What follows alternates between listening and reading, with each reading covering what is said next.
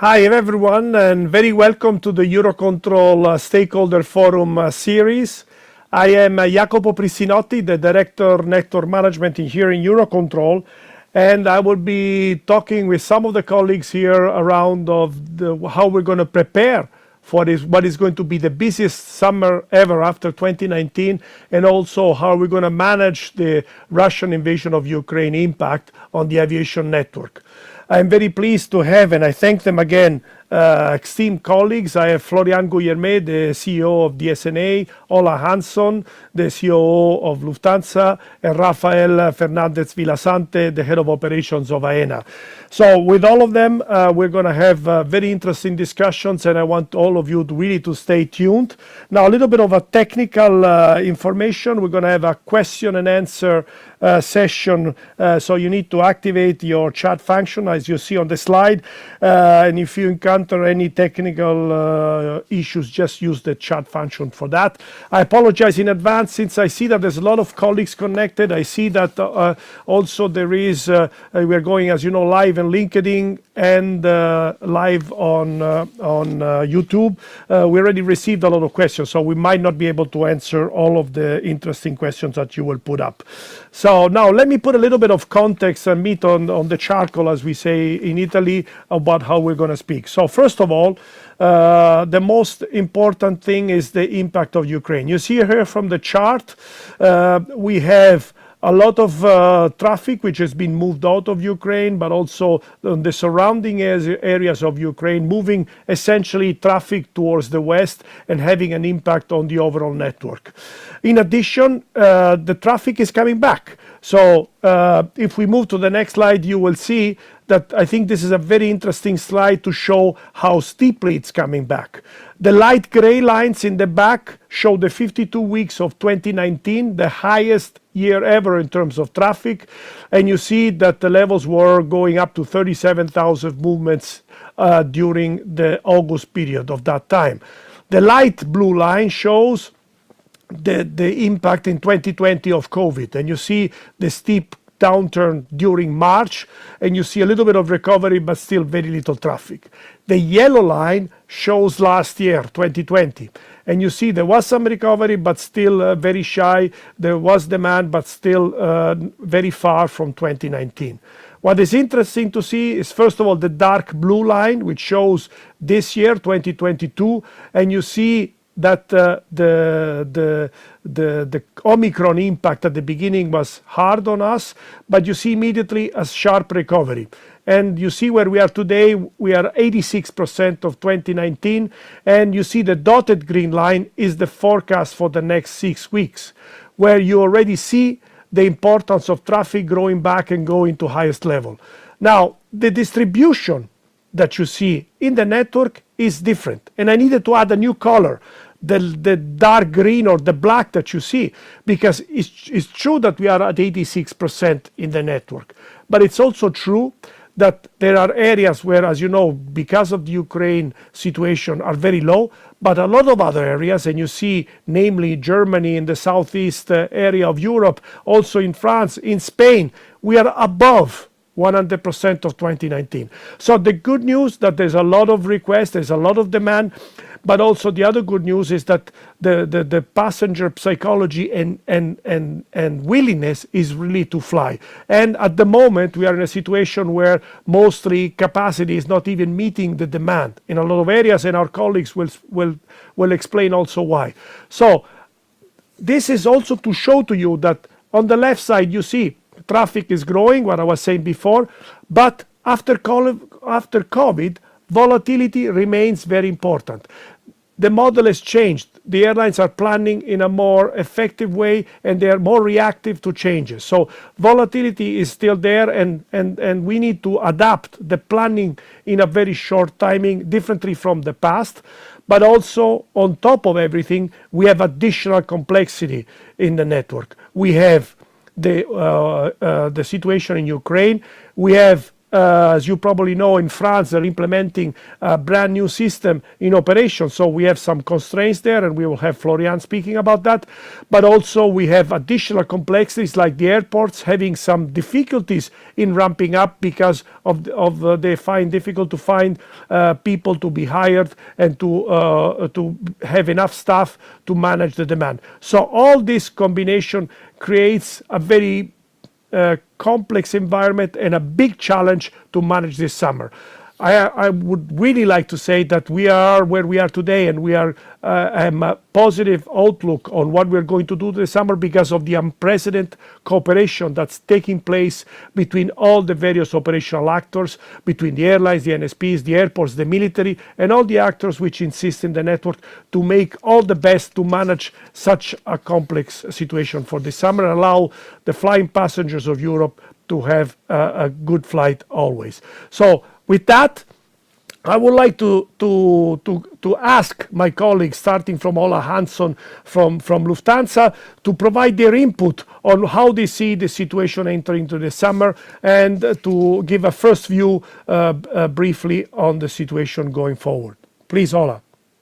Thank you very much, Jacopo. I hope you can hear me well. Very welcome on my side as well to this Eurocontrol webinar. Yeah, we've had a challenging 27 months behind us, and it's not less challenging right now with other sorts of challenges. So if I could have the next slide, please. Let me start with what happened here in the last 27 months. We, of course, had less corporate travel. Many companies even forbid their managers to travel the globe as high COVID risks. And that's resulted in a much higher VFR traffic, visit friends and relatives. So it was kind of another sort of traffic, much more concentrated to the weekends and less to the Monday till Friday days. And of course, with the implementation of different measures to avoid the COVID spread, we had to change different procedures. For instance, boarding, deboarding in groups, by the seat, and so on. And that resulted in longer boarding and deboarding times, so we had to change our schedules. Another flight schedule problem was the slot regulations. Of course, we want to keep our slots, but if nobody is flying, there's no sense of moving the aircraft. So that has also made it difficult for us to come back to profitable times. They reduced ground times in compared to 2021. Of course, we need more and more aircraft now in 2022. They cannot just be parked. We have to reactivate everything. And also the peak structure that we're struggling with at the moment. The peaks are almost as high as in pre-COVID eras, but off-peak we're much lower. So it's almost like an on and off in a digital sense than we had before the COVID area, where it was much more smooth. Of course, we had peaks as well, but not as extreme as now. One example is, for instance, here in Frankfurt, we may have even 40 departures in an hour, and off-peak we were down to single digits, a handful. And before COVID, of course, the peaks were even higher than maybe 40, but off-peak we still had 10 or 20. And the aircraft shortage, of course, we have long-term parking, short-term parking aircraft all over the place.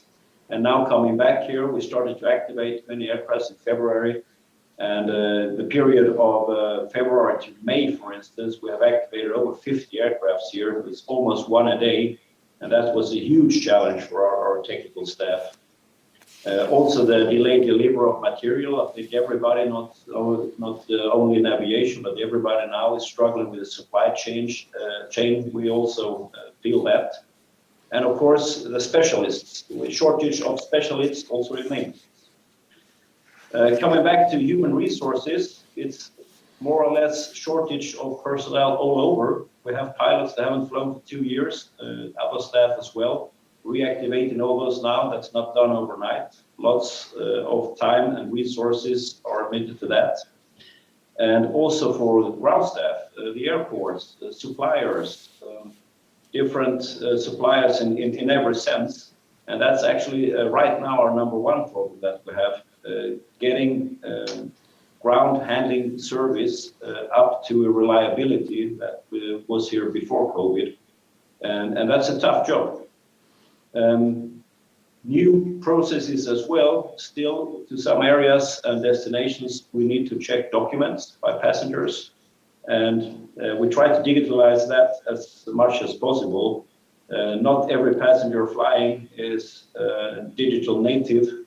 We only get about 30% of the passengers that have already uploaded their documents for traveling. So more than 2/3 of them are doing that at the airport. That's the time, space, and capacity. We're moving up. We will have a program and a production of over 80% now in summer, and in the peaks we're almost back to 2019 levels. And that's really a nice thing to have that, including all the problems that we have. Of course, we love to have these new problems and the problems we have before COVID, because the problems we had during COVID, they're not really nice. Now, coming to another part of the sad story is, of course, the war in Ukraine. And if you could shift the slide, please. Yes.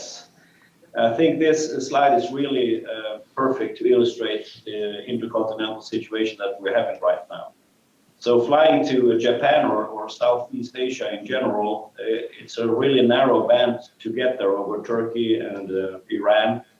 And as you can see by the colors, you're not allowed to fly in the red zones. And it's a little bit misleading, because actually from Japan flying back to Europe, we are flying from Japan initially on a northeasterly heading, going up between Alaska and Russia, and coming down north of Greenland, overflying the North Pole, and then north of Greenland, mostly north of Iceland as well, more or less entering Europe from the north of Norway, coming back to Frankfurt, Munich, Zurich, Vienna, wherever you're going. It's quite a long journey. We need to fuel much more. It's another flight plan. We have to extend our cockpit cruise. We have flight times 14, 15 hours, and additional fuel cost, of course, and CO2 to mention some of those things. And of course, the connections in our network, they're not given anymore, because everything is in a rhythm, de-feeding and feeding for the peaks. And if you suddenly have, depending on destination, 10 to 30% longer flight times, that don't fit in this network anymore. Everything else does. So it's really a challenge, and I think this slide illustrates that very well. Yeah, that's the first part of my introduction. So Thank you. Thank you very much, Ola, and it's very significant, the importance of ramping up, and as you were saying, the element of staffing and getting the staff back. Now, I will switch to Rafael. I think Rafael, managing the AENA airports, will have a very important view on how the airports are now doing in this ramping up situation for the summer. Rafael? Thank you, Jacopo. Good afternoon, everyone. So far, these first 4 or 5 months of the year have shown a strong recovery of the traffic in Spain, with passengers multiplied by 4 and movements by 2 compared with 2021 figures. We are still far from 2019, and it will take some time to reach those record numbers again. But in the last weeks, we have reached, as you mentioned before, figures over 90% of the movements, and with lower load factors over 80% of the passengers. But there are important differences from one airport to the other, as the touristic destinations are having a steeper and faster recovery than the rest. In fact, some airports in the Balearic Islands or by the Mediterranean are having much more traffic some days today than in the comparable days of 2019. But it is not just the number of movements or passengers during the months. The peak hours, as Ola also mentioned, are in most cases over the ones we used to have pre-pandemic. And this is not the case only in the touristic destinations. We are seeing, on top of that, weekly growths as the summer comes. On top of that, the situation is much more complex than it used to be. Sanitary requirements are still in place, Brexit procedures affecting high volumes of UK passengers for the first time, uncertainty as for the evolution of the pandemic. Will there be new waves? What regional impacts will it have in the coming months? Uncertainty too about China's COVID elimination criteria, inflation, the price of energy, the conflict in Ukraine. All of this is still on the table and make us be very cautious about the future, about the figures we say for the future we foresee. We have to face a summer in which we will have an eye in the demand, in the growing number of passengers, and in the operational issues it will bring along, and another eye in the changing situation as we have been doing in these last 2 years. As for the passenger has also changed their expectations. The passenger wants to fly and feel he is back to normal, but at the same time, he has a different perception of social distance, waiting times, cleanliness, ventilation, sanitary issues. This is the first time in which we have to deal with high numbers of these new passengers, and it will be a challenge to meet their requirements in an uncertain context. We in AENA are managing all these situations, and especially the peaks, focusing on the quality of the services. We had what we could call a live trial some weeks ago with the Easter holidays, and we had a good result. We managed a high increase in the number of passengers with no disruptions, and all the services adapted to the new reality. The truth is that not all the services are equally scalable, and some sub-processes will need more attention than others in the following weeks. But I have to say that the growth we have had so far and our results make us be optimistic about our capacity. As a summary, my perception about 2022 is that it will bring us back to normal with figures similar to the ones we had in 2017, perhaps not 2019, 2017, 2018, although with peaks much higher than those, and that we will have to work hard monitoring very closely the quality of all the services provided. In AENA, we have not identified a major issue yet, and we are optimistic about the summer. In the long term, I would say that all this situation has made us all much more conscious than ever of the importance of sustainability, whether it is economic, social, or environmental. And this is all for my introduction. No, thank you very much, Rafael. And I think you clearly pointed out the big change that we're having since pre-COVID, also in terms of complexities that needed to be managed. And based on those complexities, the level of flexibility that each industry stakeholders needs to have to adapt to this new scenario. And I think it's really interesting also to hear that the difference between the touristic destinations in Spain, which is happening now.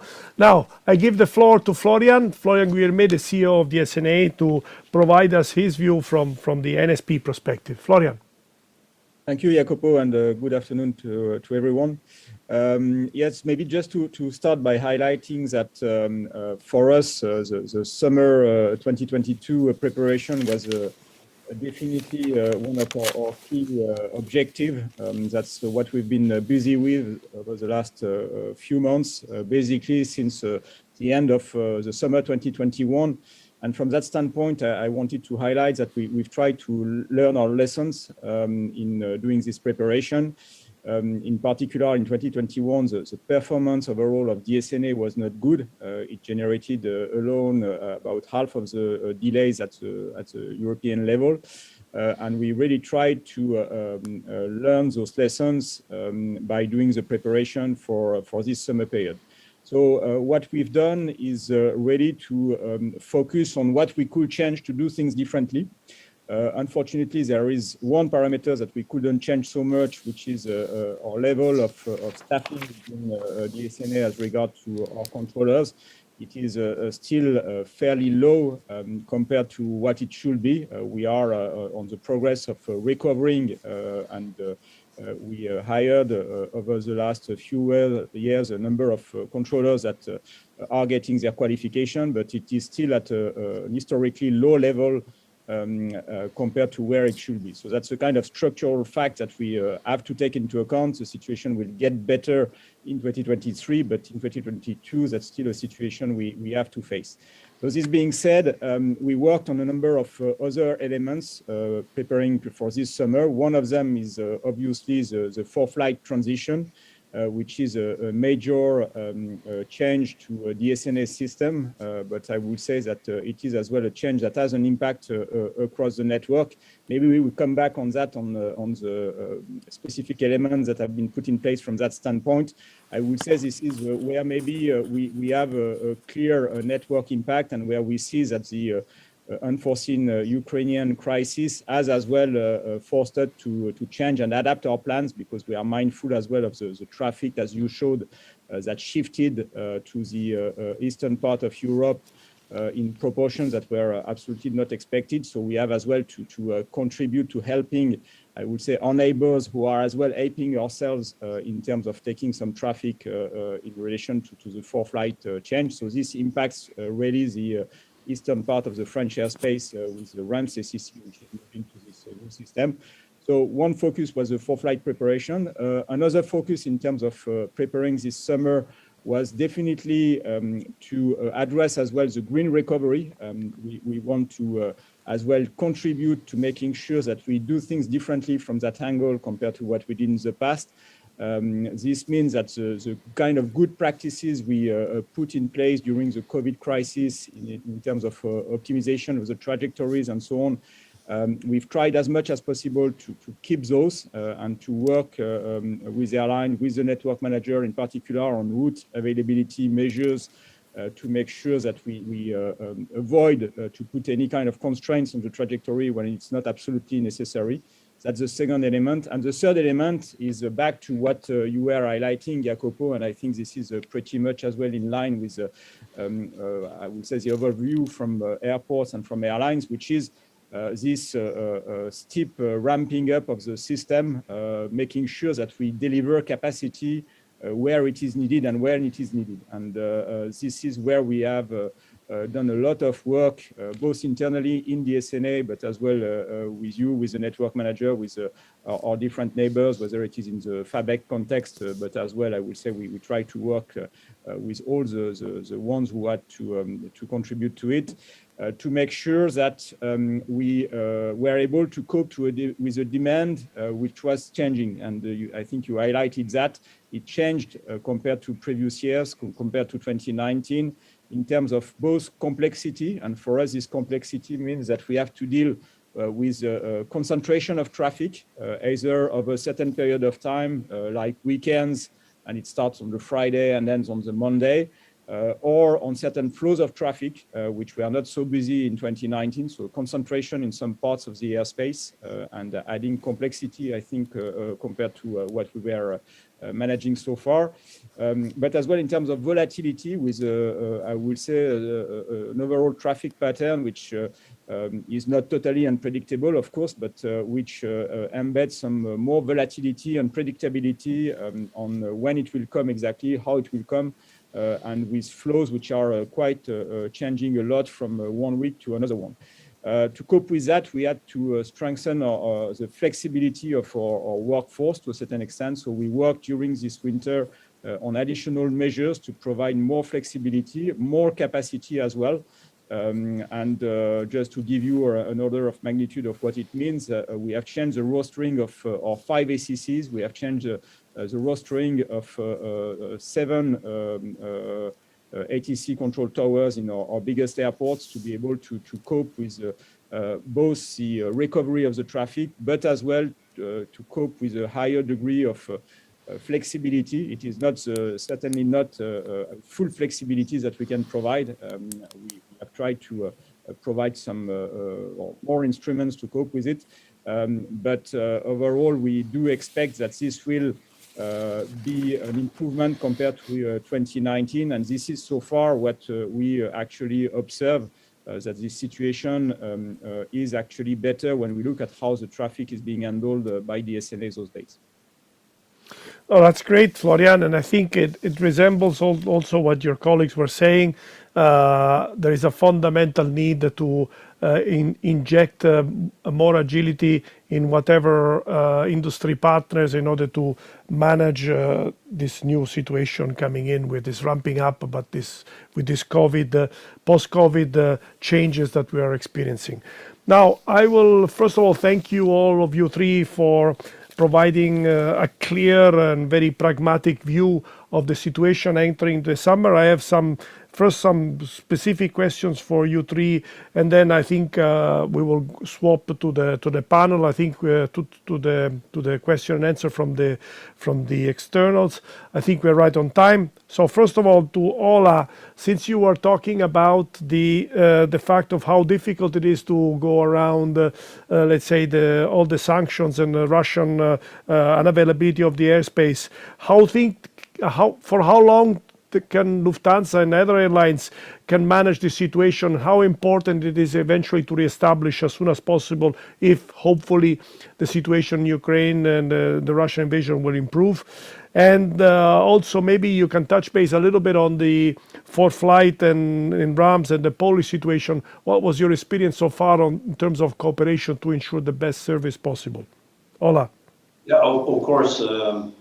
It's a hassle not being able to overfly Ukraine and Russia and all less. Just let me say, of course, that's a no fly zone. It's a war. The Russian part, it's another discussion. It's a political decision. So, there are actually airlines overflying Russia today, not from the European Union, but other airlines in this world. So how long could we sustain that? Well, of course, the airlines overflying there, they have an advantage. And we could do that eternally, of course. Now, what is the demand in the market? What kind of supply and demand? How could you tell the fuel price? Do we earn money with it or do we not?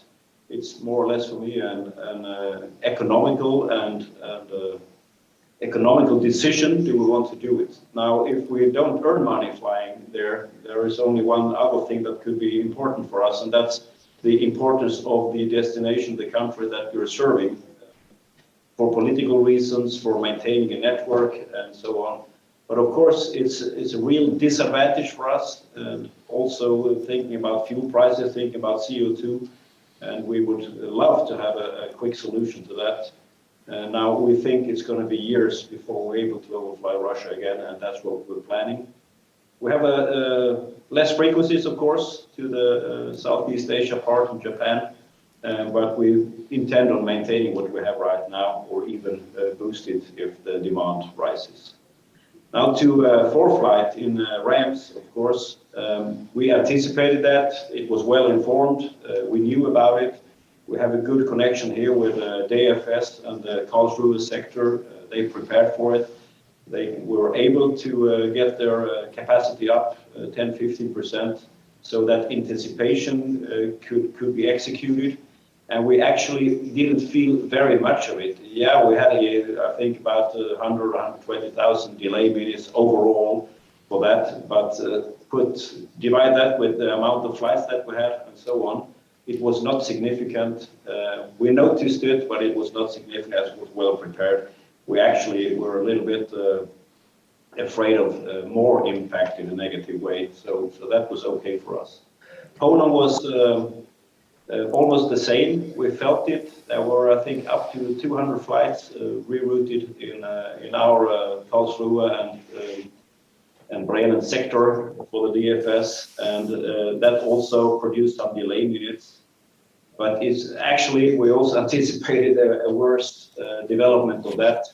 So I'm quite happy if we can get the final solution here in a month or to be able to overfly that in a regular manner.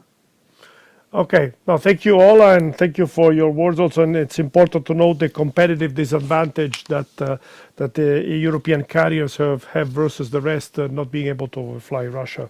And I think it's well noted all the actions that you're taking. And I'm very happy to hear that Lufthansa, like I know the other airlines have had a positive experience with also all the actions that were taken to manage the system modernization in France, which is fundamental in the years to come to improve operations over Europe.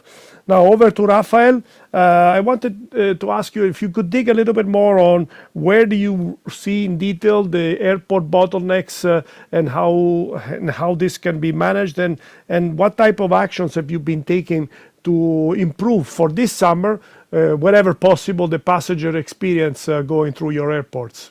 Rafael. Okay, thank you, Jacopo. When we talk about bottlenecks, the challenge for us is to go back to pre-COVID peaks, or even higher, as I said before, in a very, very short period of time. Yet in that time, adapt the resources, training the processes with additional procedures and with a different passenger experience and different passenger expectations. As I mentioned before, we are closely monitoring all the services provided at all our airports to identify possible bottlenecks, and the challenge is to identify them as soon as possible to make sure we put in place all the measures to mitigate them. We are working together with all our stakeholders, and so far we are optimistic about our capacities. Also, although I mentioned before that not all the services are equally scalable.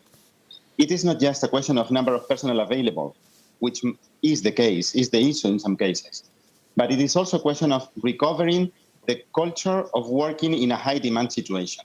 We come from a very low demand situation, and it is something that is in the mind of all the workers. We have to change it. We are working together with all our stakeholders and main providers of services to make sure everything is ready in the very next weeks. During these last 2 years, we have seen what has been called also a great resignation in very many countries. This has not been the case in the Spanish airport, or at least it has had a more limited impact than in other countries, partly because of the collective agreements in place and partly because the working conditions at airports in Spain are sometimes better than in other sectors. And this is, for example, the case in services as cleaning or security. And this has helped very much to ramp up more safely from that perspective. Nonetheless, some sub-processes are more difficult to adapt than others or have a much higher pressure than before. This is the case, for example, of the borders, with new regulation for UK nationals, which represent a high volume of passengers in our case, after Brexit, and also the case of the islands, small islands, for example, as Menorca, with very, very high peaks of traffic and difficulties to recruit new trained personnel. In both cases, in the police and the islands or these small places, we are monitoring the situation and working together with all the stakeholders, with the service providers, to make sure we put in place together effective measures. As I said before, so far, we are optimistic and we have not identified a main issue yet. You were asking also about the passenger experience these next months. I would say that the main challenge is similar to the COVID period. We have to face not only the uncertainty, but the future needs. And now it is not a question just of meeting the requirements we had before. It is understanding the new requirements, meeting them in this changing environment. It is something really difficult. The first thing we have to understand is what the passenger needs, what the passenger expects, and what the passenger perceives with this new situation, with this new reality. What is how they feel with the measure we are putting in place at the same time that the traffic is growing, because they have a different perception of the social distance, the cleanliness, the ventilation, all this. And so we are working together, not only analyzing and assessing the passenger experience, but also working together with all the stakeholders of the airports in the airport industry to make sure we are aligned to meet these expectations in the coming weeks.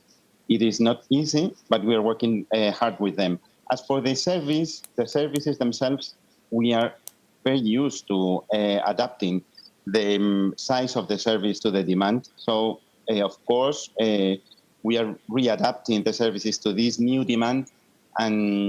But I think the most important challenge is to align this volume of services and this capacity to what the passengers expect in this uncertain future. We are working with all the stakeholders, and I think this is the main thing. On the other hand, we have after the COVID crisis, we decided to start a new training that is addressed to all the employees in AENA, all the employees also, and some of our main stakeholders, to reset the airport culture, to make sure that the passenger needs are in the middle of our decision making. Thank you, Jacopo. Thanks to you, Rafael. And it's very interesting. The last part is to really to engage with our people to recreate the culture needed for supporting the passengers, which I think is a very, very good initiative. Back to Florian. So a very straightforward question. How do you plan to really looking at the traffic levels that are coming in France to try to get the flexibility for the AXOs for this summer and the next years to do that? And how do you see the experience of in parallel doing this for-flight implementation? How did you see the experience with the neighboring NSPs, with the airlines, a little bit with us as a network manager as an experience during this period? So maybe on the first part regarding the flexibility and the need to adapt, I would say closer to the traffic demand. Basically, there are no miracles. I hear sometimes that we have to to tell the controllers how they should work and when they should work. At the end of the day, we can't change things like that. There are rules. In the case of DSNA, those rules are carved in the French law, so there are clear rule of employment for controllers, which define a kind of tool set which we can use then to adapt, to build the rostering, to make sure that we deliver the capacity when it is needed, where it is needed. This toolbox, what we've done is to I would say stretch it to the limit through negotiations that we conducted during the winter period. We looked at what was the requirement, and to a certain extent, this was as well to work collectively with the workforce, to reconnect, as it has been said, with the passengers. To a certain extent, we had to do it as well with our workforce, because we went through 2 years of COVID with very hard times on the operation, and still during the winters that was very difficult sometimes with COVID pockets here and there, and with difficult conditions to negotiate and simply to talk. So we've done this work. We've managed to put in place some changes compared to what we've been doing so far. We have as well made sure that we are not only doing that for the en route airspace, but as well on some key airports. We have some very changing pattern as well in France on some airports, in particular in the south of France, with touristic regions with new airlines that we've never heard about, that are just asking to operate on those airports. So with again a very changing demand, and we had to adjust to that, and that's by using this toolbox, but as well stretching it through a number of negotiations, that we have been able to adapt. Going beyond that would require, and this is certainly something on which we will be working in the future, to expand this toolbox and to change a number of things, but this is not something that we could perform in the time frame of this winter preparation. One thing I'd like to put in front of it is that it would be useless to have flexibility tools if we are not having a good prediction of the traffic. And there I really want to stress all the work that is being done by Eurocontrol, by you, Jacopo, by the rest of the teams, the teams from Stat4 as well, who are working on such topics with the airlines to get the demand. Because if we are not aware properly of the demand, whether it is in a strategic phase or a couple of weeks before, there's no way we can act properly. And just an anecdote on that, when we started the winter preparation, it was right in the middle of the COVID crisis. I had few people in my governance who were convinced that we should do it because there were a lot of doubts about whether this summer will come as it is coming, because the traffic was very low, because we are in the middle of it. And we've been able to do it because we use actually your input, because we use the Stat4 forecast, because we use all this. And all the data analytics as well that is being produced helps us to tune our operation, and again to shift the workforce in the best way possible where the traffic demand is. Now coming back to for-flight, that's one of the structural elements. I was talking about the overall level of controllers that we have in France. which is a structural component. Another one is our ATC tools. In France, we are still controlling with paper strips.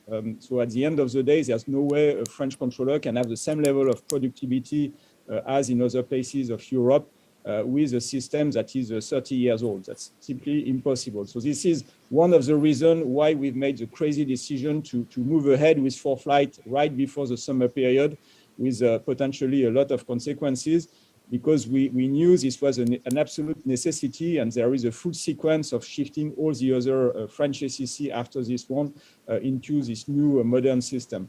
My experience, just to come back to your point about it, is it's about preparation. So we started the preparation as soon as we had a firm date for the implementation, for the deployment, for the switch on date. It was about collaboration, and there definitely collaboration with our neighbors. I could not mention all of them who are taking traffic from the SNA those days, but I'd really like to pay a tribute for my colleagues from DFS who are we are taking about 500 flights a day on top of the traffic that is shifting from the eastern part of Europe. Now this is being reduced, and we are working on that, but that's really a collective effort, and a collective effort with the network manager. You are aware of that, but maybe not everyone. We had a very strong collaboration, both in the preparation, but as well in the execution phase, with a part of the team from RAMS and from the SNA being in the ops room of the network manager to basically tune the situation. So preparation, collaboration, adaptation, we had to adapt along the way, and we are still doing it to a large extent. Nevertheless, it's about, and that's the last point, about information. We try to be transparent and predictable to the network. So we have a plan, and we try as much as we can to stick to it as long as the condition permit, and to inform everybody, in particular, of course, the airlines who can then as well contribute to a certain extent by helping us to reflect on the measures that we are taking. So that's in a nutshell my experience about it. Yeah, no, that's very good. And I think you've touched base on something which I believe really important, the planning and the common planning supported by the airlines to have predictability in the network. Now, before I go to the conclusions, I just have 2 questions I want to take very quickly from the audience. The first one is to all 3 of you. How do you think, because we didn't talk enough about sustainability, how this mix of complexities that we have to manage during this summer also will be, let's say, supporting a sustainable ramping back up? I will start in a different order. Rafael, what is your view this summer? How are you going to contribute also to a sustainable bringing back to operations? Well, when talking about sustainability, I think this short term is not. I think didn't understand that. Sorry, can you hear me? Yes, sorry. Talking about sustainability, I was saying I think that this very short term is not the appropriate term, but all these issues, I mean, COVID, Ukraine, the prices of energy, the logistics, all these have done nothing but stress the importance of a sustainable aviation in Europe. I think that we are all very, very conscious from all points of view, social, economic, and of course, environmental. I think in AENA, we are working very hard, and we have a climate action plan that will take us to be carbon neutral by 2026 and 0 emissions by 2040. We have a huge amount of capex allocated to this task, around 500 million euros in the next 5 years. So we are fully committed with sustainability. All right. Okay. I need 20 seconds from both of you, because otherwise I'm getting late for the conclusion. So, Ola, 20 seconds. We are investing a lot of money in new generation technology, aircraft, 320, 21s, NEOs are coming. We have already now 19, another bunch of 350s coming this way. And our first 787 is due in July as well. So that's the big thing. Weight reduction programs are there, ATC, other SIDs, stars, and so on. It's a continuous process. 2030, 50% reduction compared to 2019, 2050, 0. Great. Florian? Yes, very quickly. I mean, that's concrete actions, which are, by the way, not just by DSNA, but by everyone in the network. We implemented, for instance, the free route airspace in half of the French airspace on the 1st of December of last year, which is a clear contribution to enable actually all the efforts that airports and the airlines are doing. For us, it's not so much about money as well as mindset. At the end, Exactly. we have to change the mindset of ATC and to put really environment at the forefront so that we do things differently when we have to work on trajectories, on airspace design and so on. Exactly. So let me come to the conclusion. So I'll try to take a minute, but I think it's really been thanking you and really a great discussion. So it's never going to be like before COVID. It's a new environment. It's going to be much more volatile. Sustainability is going to be always the pillar. We need to become attractive again. It's difficult to find jobs, and we need to look at this with a positive view because the willingness to fly is there. We see it also with this crisis that people want to fly. There's new passengers needs. It was really well described. The patterns are going to be different. So with more volatility, different patterns, the environment is going to be much more complex to manage. How do we deal with that? We need to, on one side, introduce much more agility in the system. We are doing that, and the network manager will continue to work with all the partners to get more agility. We need more predictability in the planning phases, being tactical or being strategic. So all this in a nutshell is the bulk of what we're going to do to make this summer a successful summer, but also working for the future. Thanking again all of you guys and apologizing for being 1 minute late. I thank all the panelists and all the participants to this great event. By the way, I heard that we're beyond 1,000. This is a great news. Have a great day to everyone.